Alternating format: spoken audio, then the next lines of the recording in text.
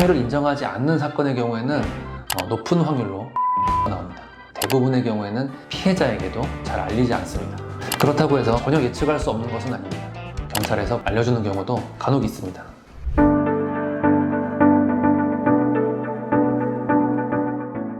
안녕하세요. 법무법인 S 임태호 변호사입니다. 경찰에서 수사한 후 검찰로 사건이 송치된 경우 보완 수사가 나오는 경우가 있습니다. 이 경우 고소인 또는 피의자에게 보완 수사에 대한 문자가 옵니다. 그런데 보완 수사 때 나는 무엇을 해야 하는지, 보완 수사는 무엇인지 궁금해 하시는 분들이 많습니다.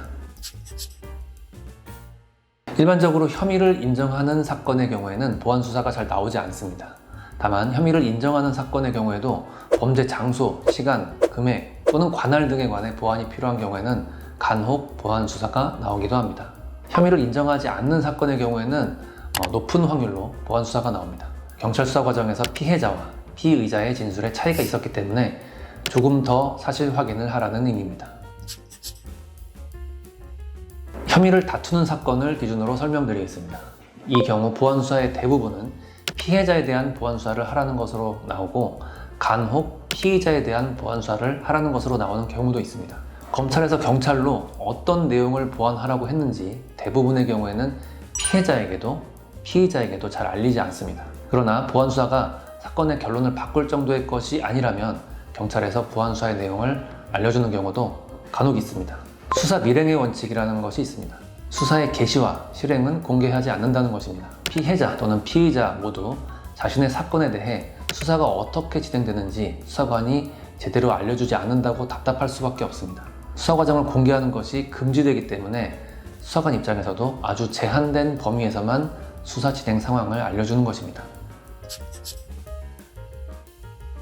수사관이 보완 수사의 내용을 알려주지 않는다고 해서 수사가 내게 불리하게 진행되는 것은 아니라는 점을 아셔야 됩니다. 수사의 진행 상황은 원래 잘 공개되지 않습니다. 수사 내용은 재판 단계에 가서야 비로소 공개되는 것입니다. 재판에서는 모든 문서를 열람할 수 있고 피해자 또는 검사가 어떤 주장을 했는지 모두 확인할 수 있습니다. 그러나 수사 과정은 비공개가 원칙이기 때문에 고소장 외에는 모두 비공개입니다. 그렇다고 해서 수사의 방향을 전혀 예측할 수 없는 것은 아닙니다. 수사관은 수사 진행 상황이나 보완 수사 내용을 알려주지는 않지만 조사 과정을 통해 그리고 수사관과의 소통을 통해 수사가 현재 어떤 방향으로 진행되는지 예측하면서 대응하는 것입니다. 요약하자면 혐의를 다투는 사건은 대부분 보완 수사가 나온다. 보완 수사의 대상은 주로 고소인에 대한 조사이다. 보완 수사의 내용은 공개되지 않는다. 보완 수사의 내용이 공개되지 않는다고 해서 내게 불리한 것도 아니고 보완 수사가 나왔다고 해서 내게 불리한 것도 아니다. 그러나 수사의 방향에 대해 대략적으로라도 알 수 있도록 보완 수사 이후 수사관과 소통하는 것이 필요하다. 영상이 도움이 되셨다면 좋아요와 구독, 알림 설정 부탁드립니다. 감사합니다.